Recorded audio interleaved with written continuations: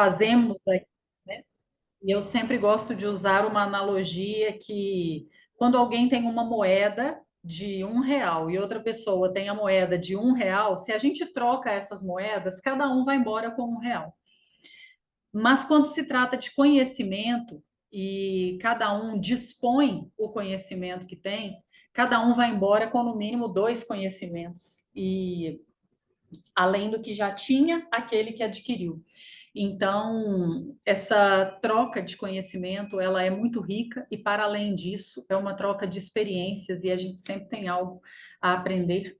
Então, essas oportunidades são para mim também essa porta de aprendizado. Então, reitero, é um prazer estar aqui com vocês.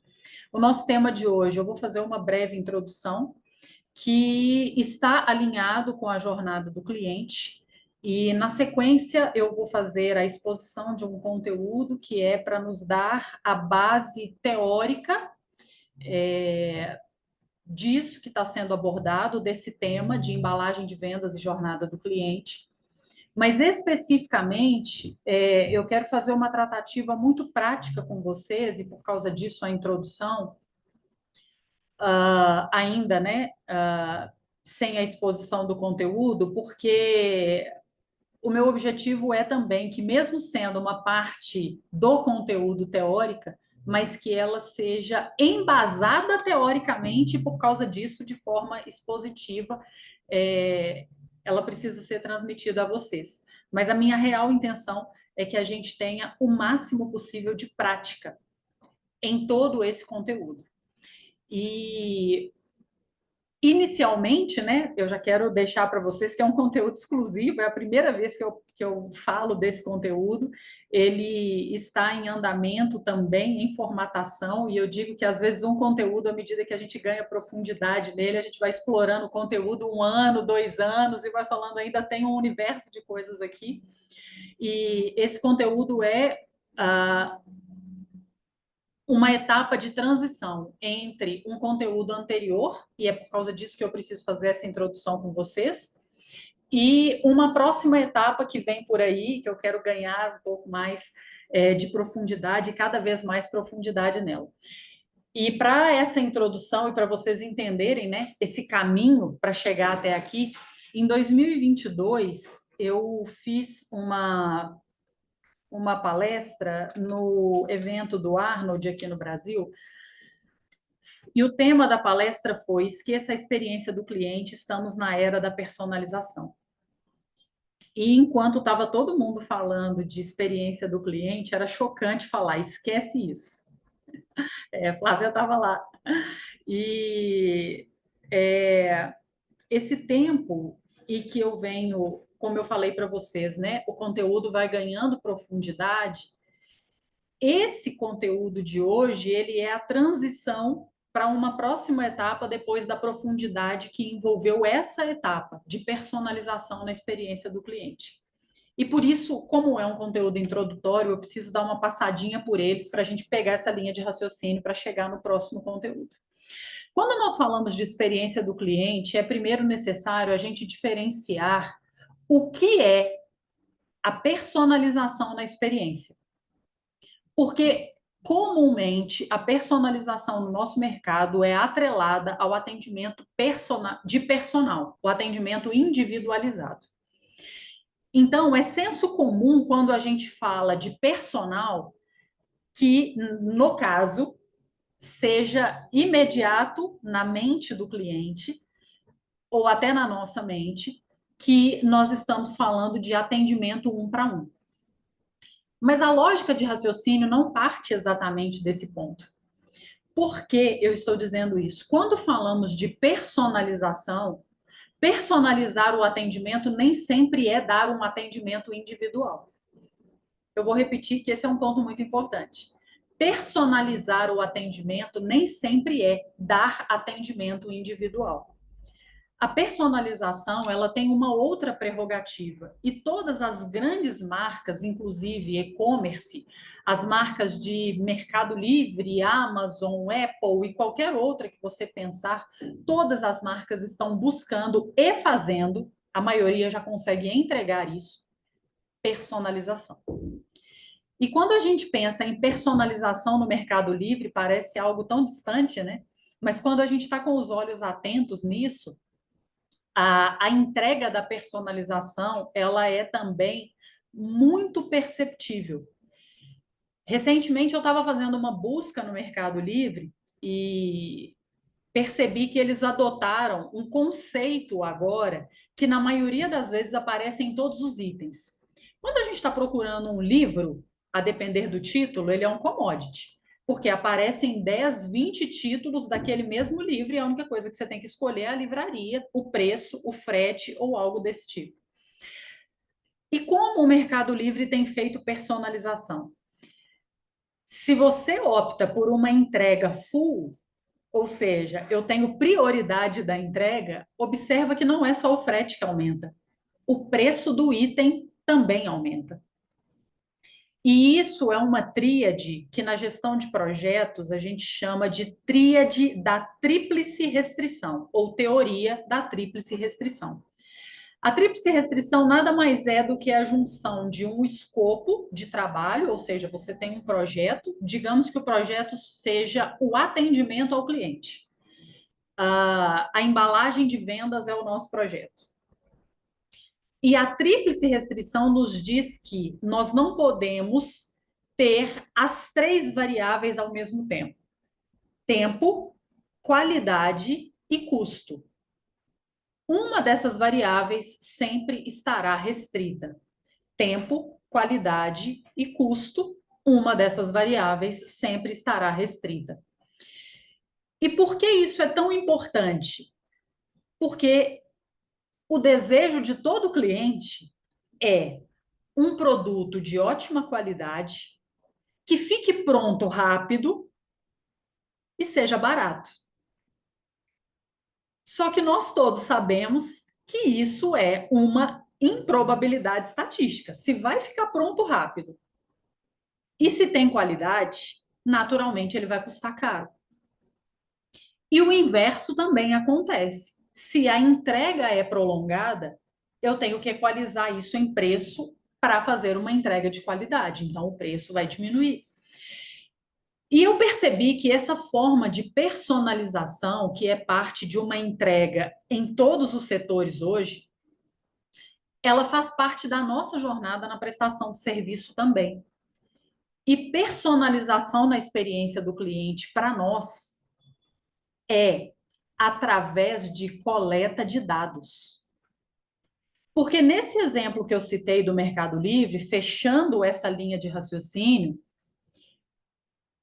a coleta de dados que eles têm para fazer é: se eu te entrego mais rápido, significa que você tem mais urgência. Ou seja, menor tempo e a mesma qualidade de entrega. O que eu preciso fazer? Subir o preço. Tríplice restrição. A nossa entrega, ela é uma entrega que primeiro, o que eu ia dizer, ela tem uma premissa de tomada de decisão em momento de diagnóstico dessa experiência.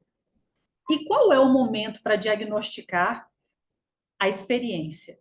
O momento da venda, porque é também o momento de alinhamento de expectativa. E é aí que se diferencia. Personalização não é atendimento individual, personalização é coleta de dados para que seja possível fazer a melhor oferta. A coleta de dados lá do Mercado Livre, ela é baseada em comportamento do cliente. E você vai ter a opção de clicar em algo que é a sua necessidade naquele momento. Com um mural expositivo, ele conseguiu personalizar a experiência, contrariando todas as possibilidades que personalização é através de atendimento um para um. E é diante dessa mudança de mentalidade que a gente precisa pensar a jornada do cliente e a embalagem de vendas. No Brasil, nós nos acostumamos que oferta é a mesma coisa que desconto. A gente chega na prateleira do supermercado e tem lá pencas de banana e uma placa amarela com o preço escrito em vermelho, e o que tem em cima daquele preço? Oferta. Aquilo não é o conceito de oferta. O conceito de oferta é fazer a precificação do serviço justo, baseado no desejo do cliente. E a gente erra por não conseguir fazer uma boa coleta de dados antes de fazer a oferta. Sem medo de errar e com alguma experiência aí, já há alguns anos, em entrega de consultoria e mentoria, eu vou dizer para vocês que, e por causa disso, sem medo de errar, que isso é uma das perguntas que eu faço no meu diagnóstico. O ponto de dor em 90% das academias é a embalagem de vendas. Porque a oferta, na maioria das vezes, ela está confusa em desconto e não oferta. Nós apresentamos o preço sem antes ter feito o diagnóstico.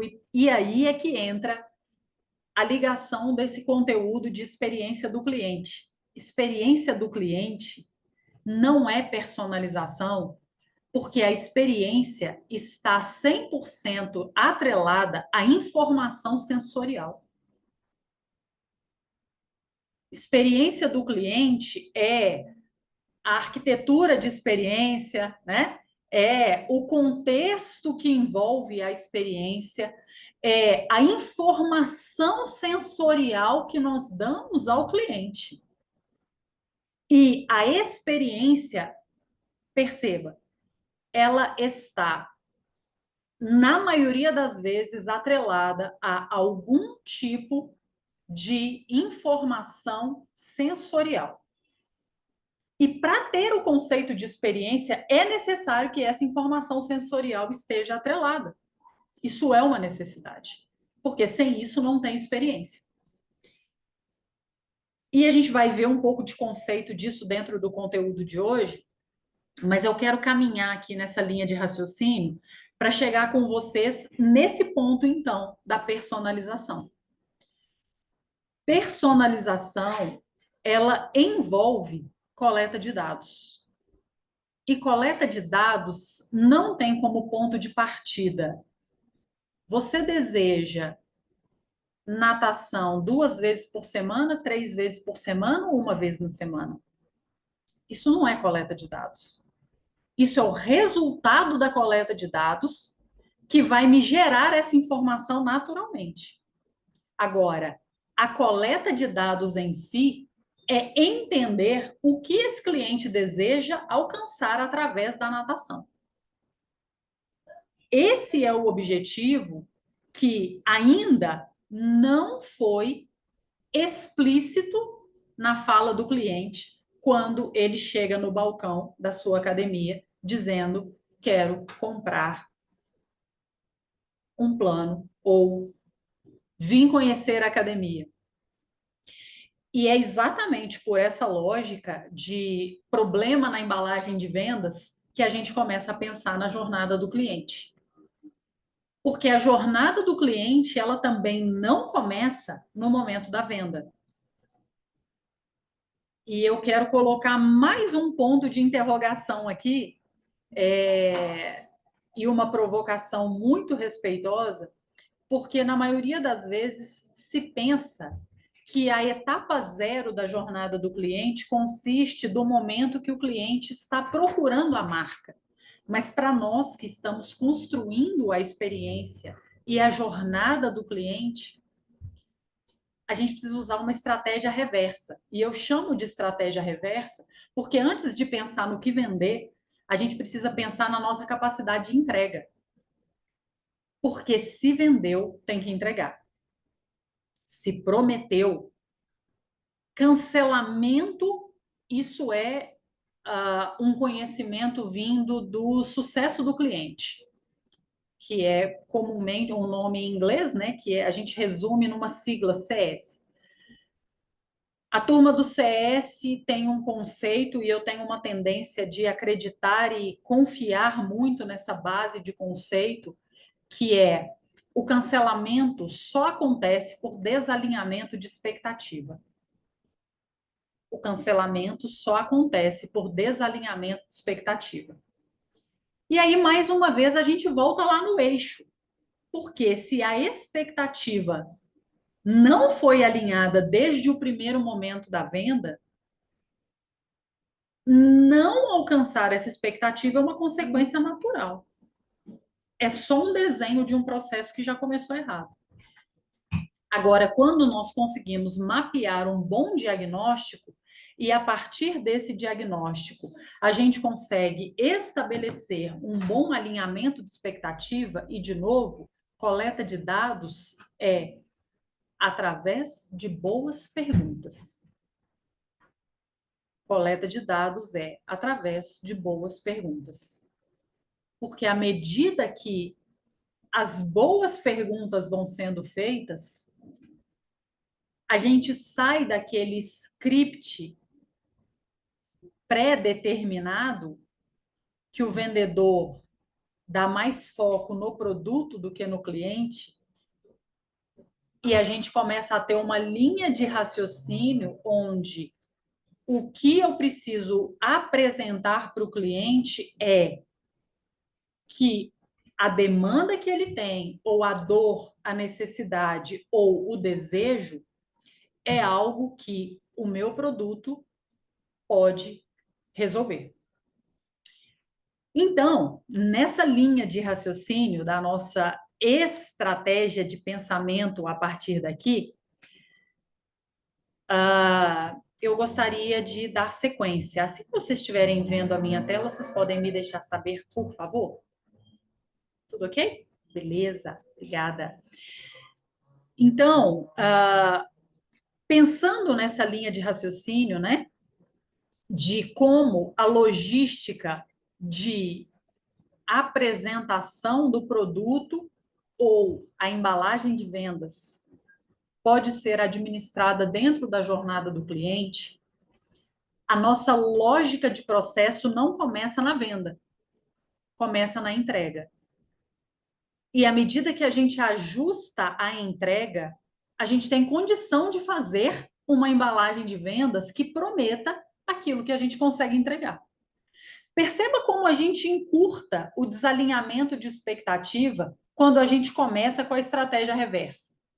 Primeiro eu vou no fim do processo, depois eu volto no início. Porque para construir o passo 1, eu preciso entender aonde vai a minha capacidade de dar o passo 10 nesse momento. De novo, prometer é a partir do que eu posso entregar. E essa é a lógica de raciocínio. Nesse sentido, então, pessoal, esse daqui é um trabalho que eu fiz ao longo desse período de profundidade de conteúdo de 2022 para cá. E eu coloquei aqui algumas citações, né, de alguns colegas que construíram essas linhas de raciocínio. A primeira delas é essa parte em preto aqui nessa tabela, que é uma linha dessa tabela, que é um conceito do Pedro Superti, um dos primeiros especialistas em posicionamento de mercado aqui no Brasil, estratégia e posicionamento de mercado. E a lógica de raciocínio dele era a seguinte: informação mais emoção é igual à experiência do cliente. Depois veio o pessoal do Customer Success e do Customer Experience, né, que é o CX e o CS, e trouxeram o seguinte conceito, que é esse que está na tabela cinza, buscando o mesmo objetivo de experiência do cliente.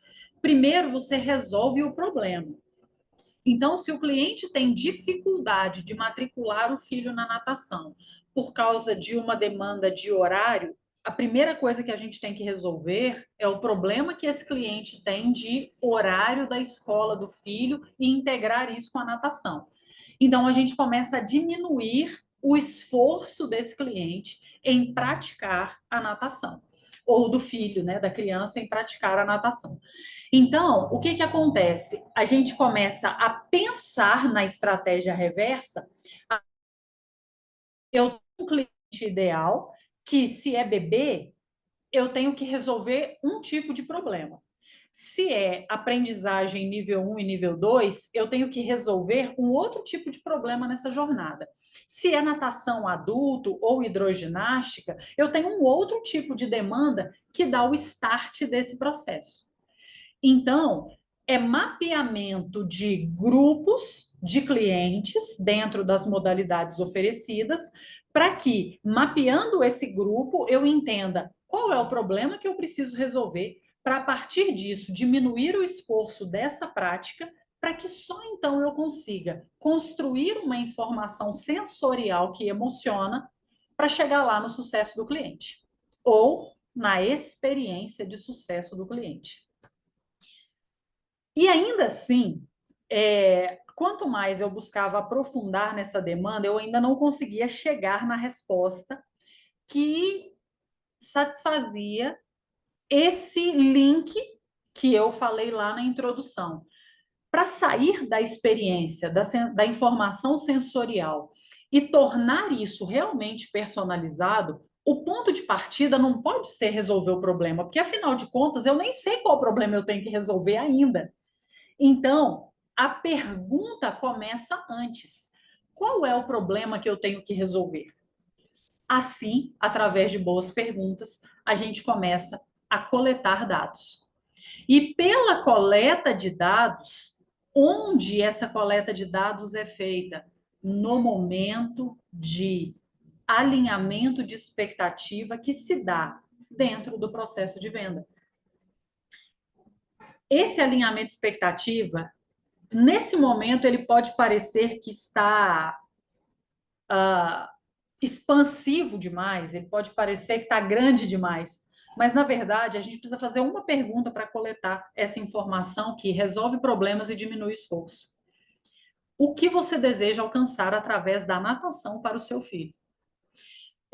Eu me lembro de uma vez, a gente estava numa turma de mentoria e o Edson me fez uma pergunta que me marcou muito nesse grupo, porque eu sou mãe de 3 filhos, né? E tenho uma certa possibilidade de conhecer o lado de cada situação, tendo isso em vista, né?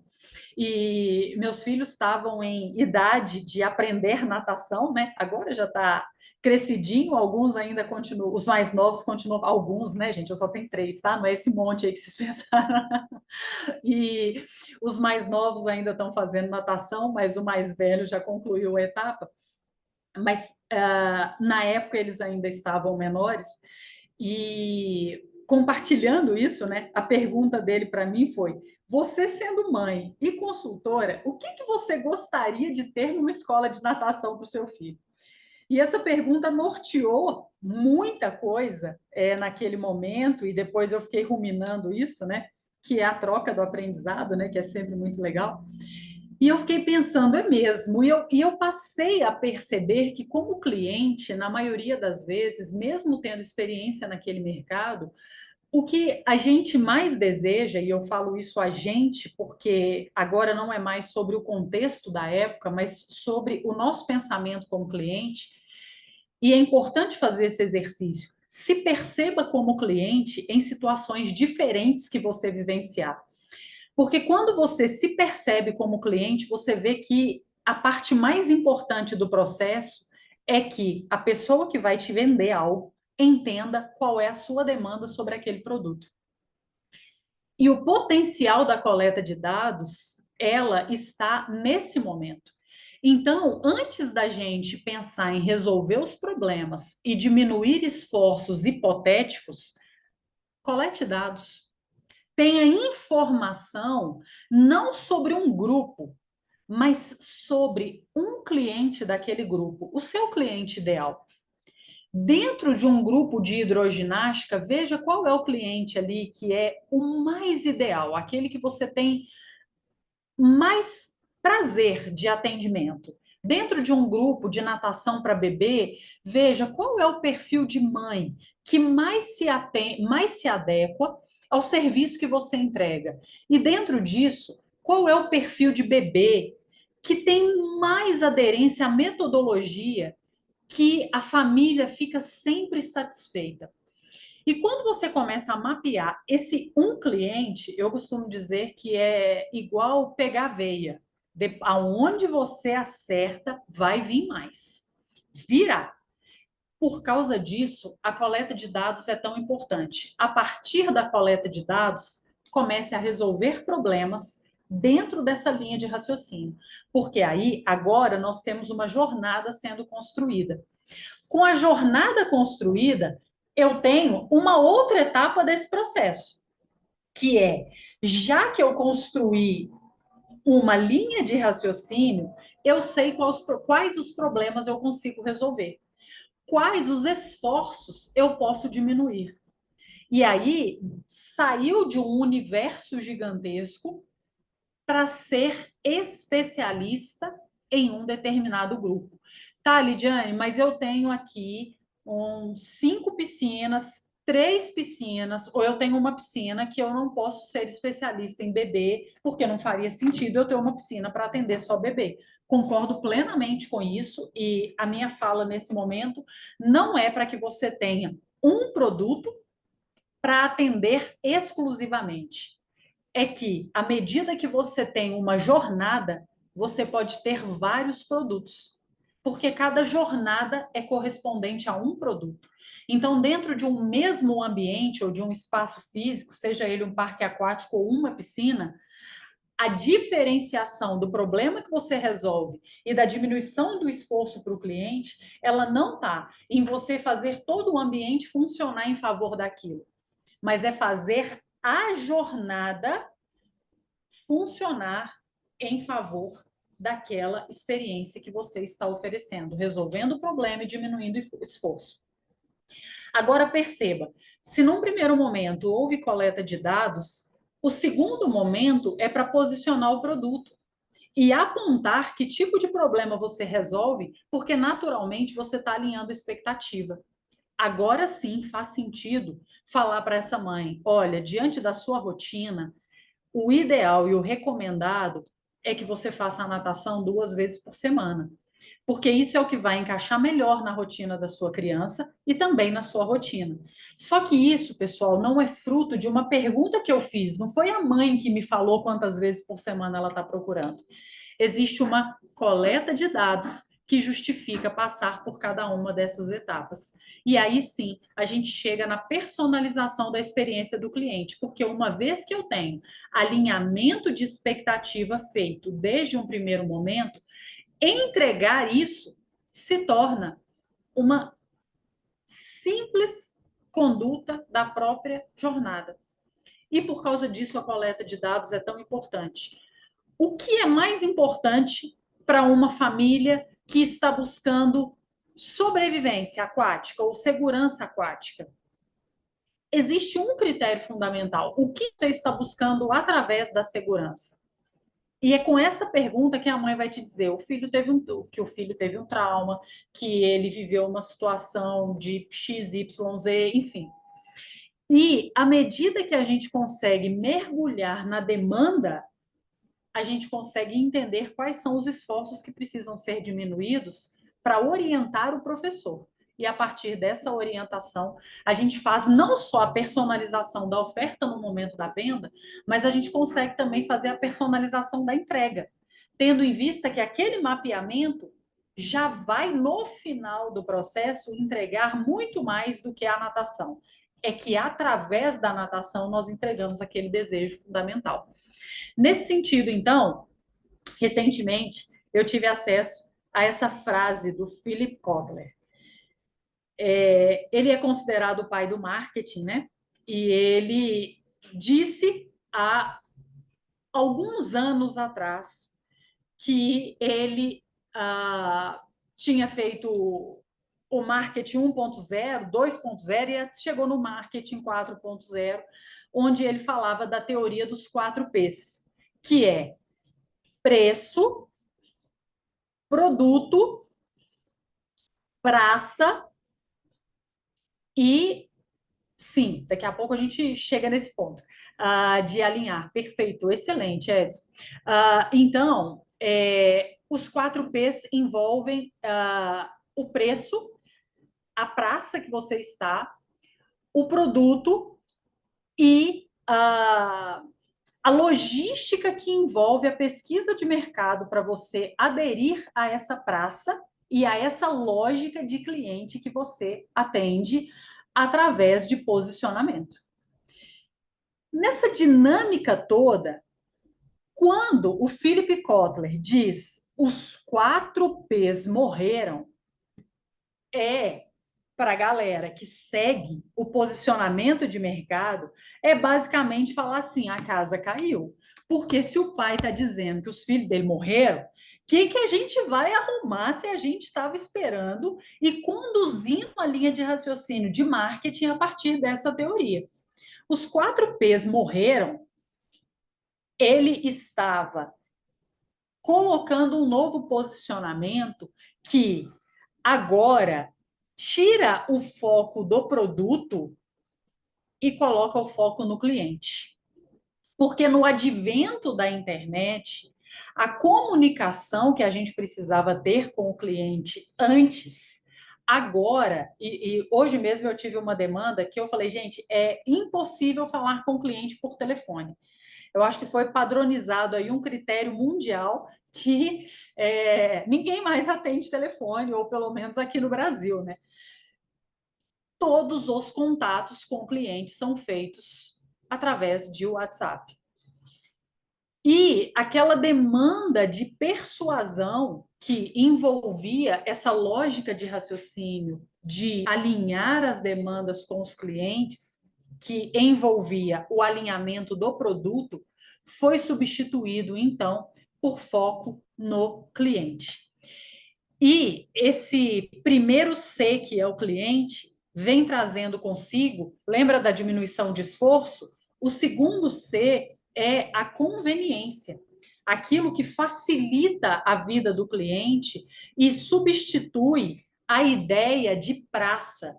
Porque aquela região, né, demograficamente demarcada, ela não necessariamente tem pessoas com o mesmo perfil de consumo.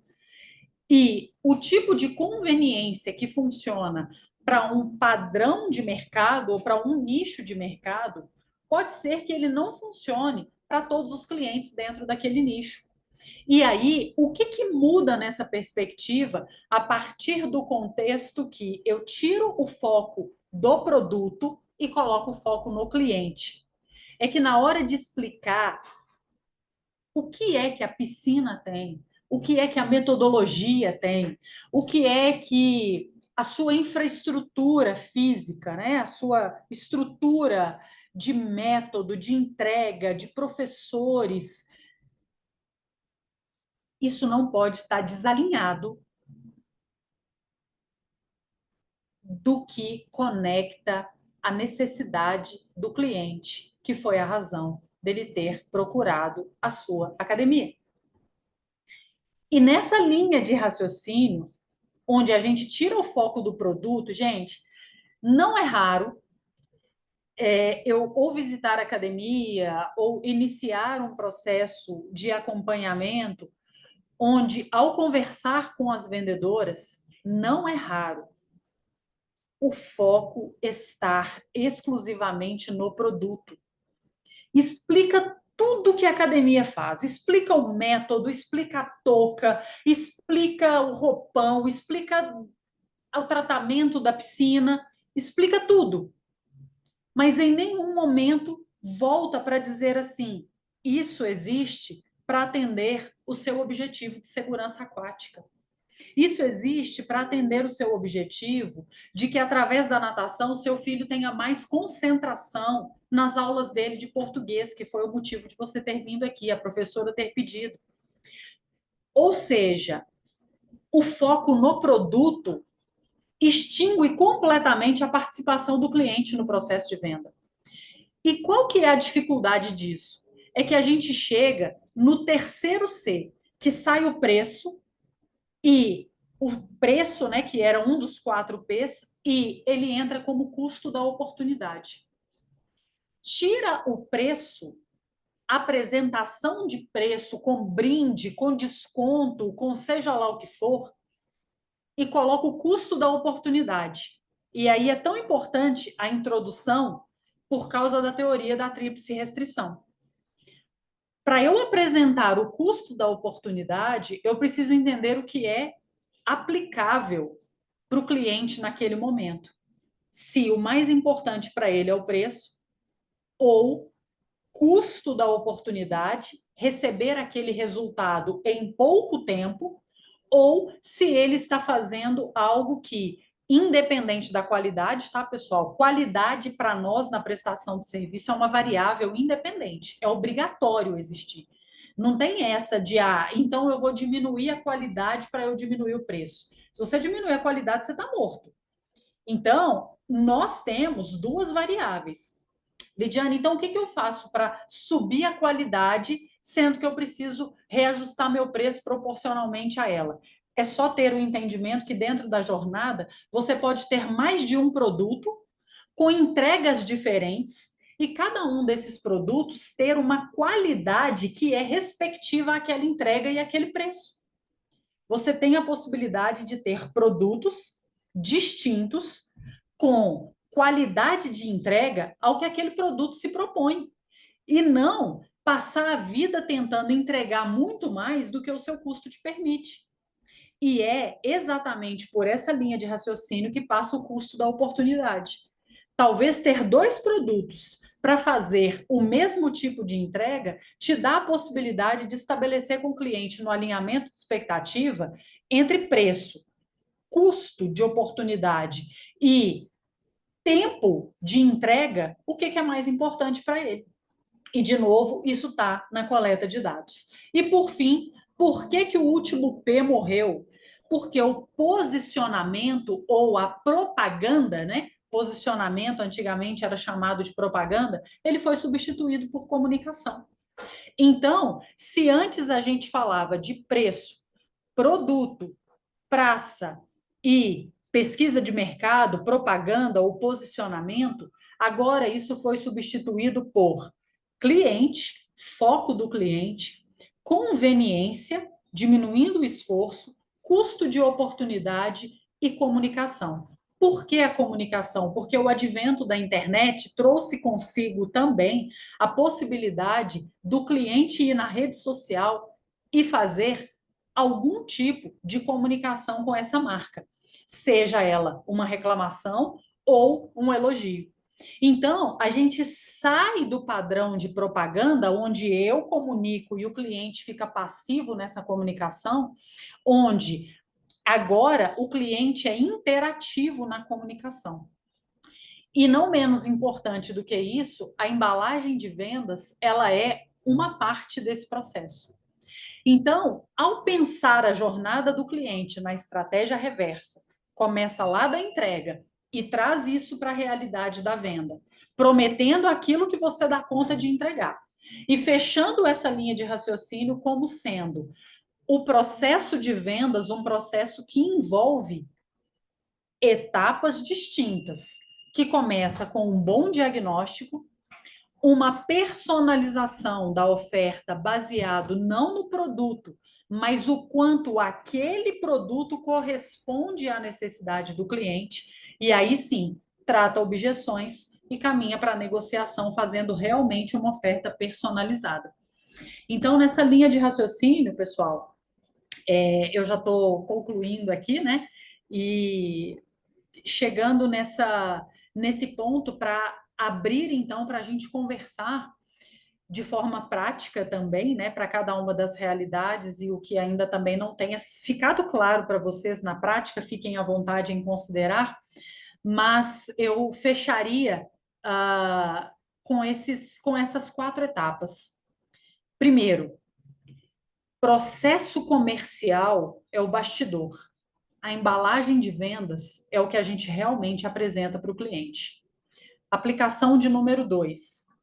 Não apresente produto e preço relacione isso na tríplice restrição e transmita como o custo dessa oportunidade. Na maioria das vezes, pedir desconto é de alguém que não entendeu o custo da oportunidade. E brinde, oferta com desconto, ela, na verdade, pode depreciar o produto. Lembrar que a comunicação com o cliente, e essa é a terceira aplicação, a comunicação com o cliente, ela acontece agora em duas vias. E uma via por parte do cliente, que não mais é passiva e agora interativa, e a gente tem que estar preparado para responder principalmente às demandas de reclamação que chegam através ou da rede social ou de qualquer, porque a forma com que a marca conduz uma reclamação diz muito sobre o atendimento. E quarta e última aplicação, eu sei que está difícil prestação de serviço, porque mão de obra está o sacrifício do século. Eu entendo isso, eu estou no mercado diariamente e eu sei que essa é, sem sombra de dúvidas, a nossa maior dor hoje. Mão de obra no operacional e mão de obra no setor tático, que é a segunda linha de liderança. Vivo isso junto com vocês diariamente, conheço todas as demandas de processo seletivo, mas não desanimem de treinar a equipe de vocês, porque treinar é a única forma de fazer essa jornada funcionar e você conseguir cumprir aquilo que está prometido lá na venda. Então é isso, pessoal. Obrigada pelo tempo de vocês e eu estou à disposição aqui para a gente conversar mais. Muito obrigada, Lídia. Aí, essa última frase sua me lembra uma que a única vez que eu vi ela atribuída ao Henry Ford, mas não sei se foi ele, mas eu sei que ela é muito boa. Ela fala que pior do que um funcionário que fica sem treinar, que é um funcionário que a gente treina e sai, é o que fica e não é treinado, né? Então, assim, porque essa é uma reclamação que eu ouço muito, assim, e é a minha dor também, né, nas empresas, é a dor que a gente sente de treinar, preparar uma equipe, muitas vezes, eu ouço muito isso, e muitas vezes quando a pessoa tá boa, que ela tá ali com todo o treinamento, às vezes ela abre o próprio negócio, ou às vezes ela recebe uma proposta melhor e vai para a concorrência, ou às vezes ela mesma decide mudar o caminho dela, enfim, por N razões, aquela pessoa sai depois que a gente dedicou tanto esforço, tanto tempo, tanto conhecimento para fazer o treinamento daquela pessoa e ela sai. Mas que bom que a gente conseguiu contribuir para isso. Eu acho que eu comecei a parar de sentir isso depois que eu entendi que o empreendedor ele tem como missão também ajudar as pessoas a evoluírem, enfim, a melhorar. Então, isso também faz parte da nossa caminhada, né? Gente, eu gostaria muito de abrir para o bate-papo, conversa, dúvidas, qualquer pessoa que queira conversar, que queira perguntar, ou tem alguma pergunta para a Lidiane, Eu tô com a mãozinha pode levantada aqui perguntar. já. Ó, Vai, Edson, comece. a Liane, ó, primeiro preciso cumprimentar a Lidiane, que faz um mês exatamente que eu ouvi, ela deu uma palestra maravilhosa lá em Diamantina. Hoje ela trouxe uma outra palestra riquíssima para a gente aqui, que falou assim de um tema completamente diferente, então é de uma riqueza. Parabéns, Lidiane. Eu sabia que você não ia, que você ia superar a nossa expectativa. Mas olha, Lidiane, você fala um negócio, e nós estamos vivendo uma fase agora que é muito, ao mesmo tempo é interessante, é desafiadora, e assim, está dando até um susto. Porque assim, nós implantamos há quase um mês atrás, aliás, no começo do mês, dia 7, nós implantamos uma IA de atendimento na nossa academia, tá? E a IA, ela está configurada para fazer exatamente esse roteiro que você está falando. E quando a IA, você começou a falar, eu falei, gente do céu, parece alguma coisa do outro mundo. Porque, assim, a consultora, como você disse, a consultora ela não tem muito mais tempo, às vezes, de ligar ou de interagir, então está acontecendo isso muito pelo WhatsApp. E é quase impossível para uma consultora responder a, sei lá, 10, 15, 20 pessoas ao mesmo tempo com essa disposição, com esse trabalho até mecânico ali de qual que é a tua necessidade, o que você está precisando, por que você procurou a Adbem, qual que é a demanda e tal, porque ela está fazendo isso com várias pessoas ao mesmo tempo. E aí, A IA está entregando exatamente isso que a gente programou para ela fazer dentro desse script, né, que foi pré-programada, claro que de inteligente ela não tem nada, ela foi só programada. E aí a minha pergunta é, não sei se você já está vendo alguma coisa desse tipo, você acredita que isso vai suprir essa demanda que a gente está tendo agora assim, eu não digo só a escassez da mão de obra, mas a necessidade, até a pressa que a gente tem e a constância que a gente tem de treinamento de equipe. Muito bom. Então, acredito que sim, e respondo o porquê desse sim. Ah, em primeira instância, a gente precisa diferenciar, porque eu tenho algumas ressalvas dentro desse sim, tá? E explico também. Em algum momento vai haver a transição dessas funções que são inerentes, gente. Alguém que opera inteligência artificial hoje e opera com ela está potencializado em relação a quem não opera. E não tem dúvida a respeito disso. Por duas razões. E vamos voltar, né, na nossa base de hoje, tríplice restrição. É um volume gigantesco de contatos. Quem faz tráfego pago, a depender da configuração do tráfego, sabe que receber 50, 200 contatos por dia é uma demanda que, no nosso fluxo de atendimento diário, é praticamente impossível a consultora de vendas dar conta. Além do que, perde-se muito tempo filtrando esses curiosos no funil, que às vezes quer saber o preço e vai embora e a gente não tem contato nunca mais. Então, por uma questão de produtividade do time de vendas, é importante que a gente tenha esses recursos. Qual é a ressalva em relação a isso? É que a expectativa do cliente, quando a gente tem uma inteligência artificial entregando esse grau de personalização no atendimento, a expectativa está mais elevada. E fazer essa transição do virtual para o real, sai da inteligência artificial e vem para o humano precisa corresponder imediatamente a esse nível de expectativa que foi gerado no cliente, e somado a isso, a gente fala lá depois do processo final, que é o processo de entrega, né? Quer dizer, E esse se você já tem problema na tua entrega, você vai potencializar o problema, né? Você não vai resolver. Exatamente. É aí que eu quero chegar. Se tem problema, agora tem dois. Não, é verdade, mas é um problema a ser resolvido, que é justamente essa inversão que você falou.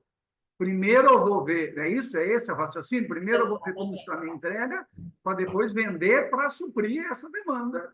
É isso aí. Primeiro, ajusta a entrega para personalizar a experiência, que aí, e é muito importante, e aí é onde eu estou dizendo, né? A resposta é um sim, em letra maiúscula, porque esse grau de personalização na velocidade de atendimento que a gente precisa hoje, realmente é muito difícil de um humano conseguir fazer, por maior que seja a equipe. Então, é totalmente possível, desde que tenha a referência de entrega muito bem alinhada para gerar esse fruto, porque também, quando a gente faz o inverso, que a entrega é muito acima da média e o processo de vendas é muito raso, na hora que o cliente entra, dá uma interrogação na cabeça dele, de falar, peraí, por mais que a expectativa seja superior, mas eu falo aqui como nós estamos tratando, né, das dores também, por mais que pensar assim, olha, se a entrega é superior ao processo, o cliente vai estar mais satisfeito, certo? Nem sempre.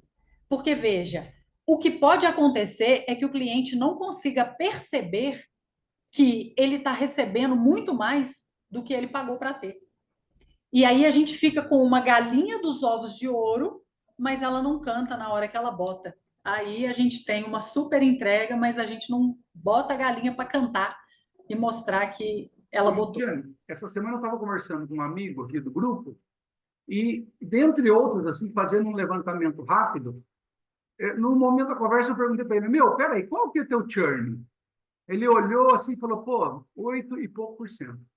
Aí, qual é o programa que você tem? A Pacto. Vê aí o que a Pacto fala sobre o churn para o nosso setor. Que até 3% é o normal, 4 a 5 aí começa a acender uma luzinha e mais de 6 já acendeu o vermelho.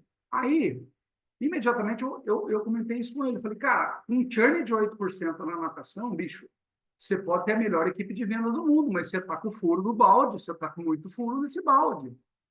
Entendeu? Então, eu acho que é assim, bem em cima do que você falou, porque se dentro da tua piscina não está acontecendo essa experiência do cliente, a vendedora que lute, como é que é? Como é que funciona isso?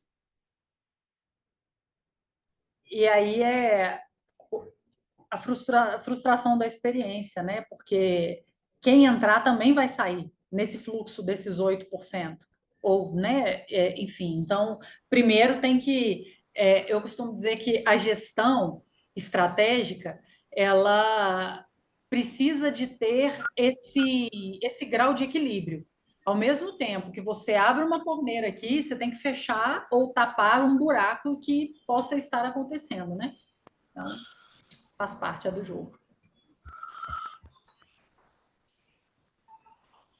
Pessoal, mais alguém gostaria de falar alguma coisa, de fazer alguma pergunta para a Lídia, aproveitar a presença dela? Gente, aproveitar que o convidado está aqui, não está naquela distância toda que ele fica, geralmente fazendo palestra. Então, acho que esse é o nosso principal objetivo com esse bate-papo aqui. Lídia, eu gostei demais do conteúdo. Acho que é um conteúdo que a gente precisa realmente pensar muito a respeito dele, principalmente da parte da personalização, né? Então, é o que eu falei no início. Quanto mais o nosso mercado fica concorrido, mais a gente tem que olhar para o detalhe, né? Eu acho que isso é que vai fazer a diferença daqui para frente. E Edson, essa observação que você fez em relação à IA, eu acho que todo mundo que está aqui, gente, deve fazer um pensamento que é como vou me tornar imprescindível apesar da tecnologia, tá? Essa é a única pergunta que eu me faço todos os dias, desde quando eu comecei a entender qual seria a revolução da inteligência artificial, no nosso mercado, não só nesse mercado, mas no nosso mercado de um modo geral, né, no mundo. Então, realmente, cada vez mais terão coisas que serão irrelevantes. Então, a gente pensar como a gente pode se tornar irrelevante no mundo de inteligência artificial.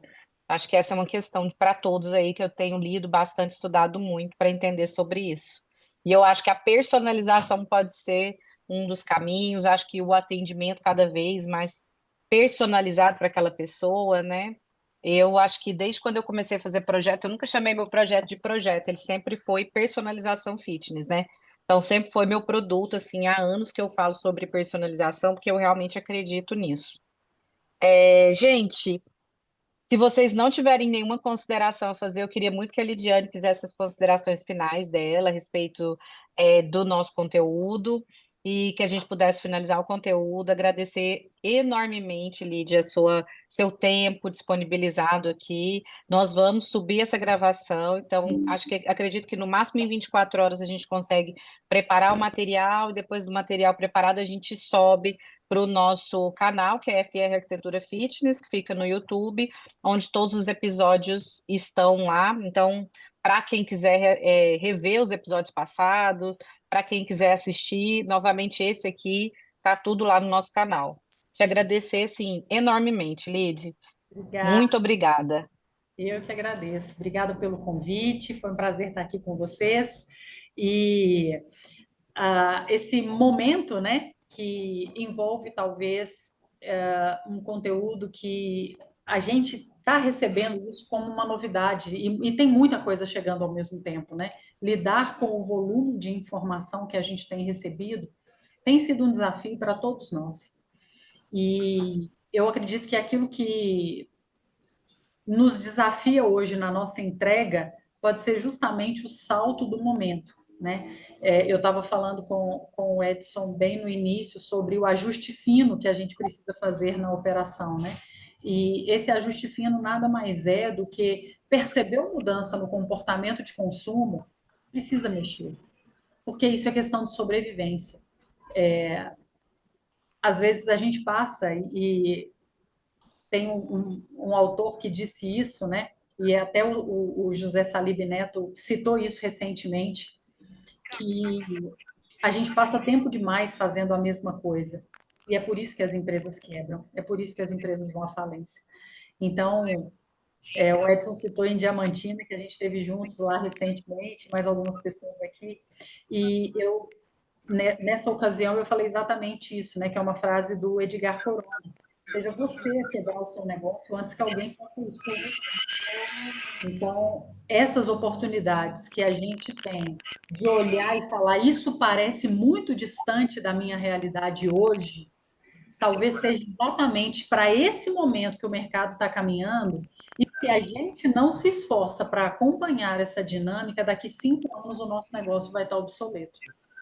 E essa curva de obsolescência, ela é uma temperatura de mercado que a tecnologia da informação usa.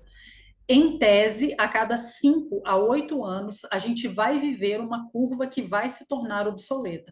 A boa notícia é que, dentro desse intervalo de tempo, a necessidade do cliente vai apontar para uma nova curva emergente, que vai ter um hype de crescimento também muito imediato. Então, descobrir as próximas curvas emergentes é uma tarefa nossa para que a gente se mantenha sobrevivendo aí nesse mercado. Então, um abraço a todos, obrigada, coragem e vamos em frente.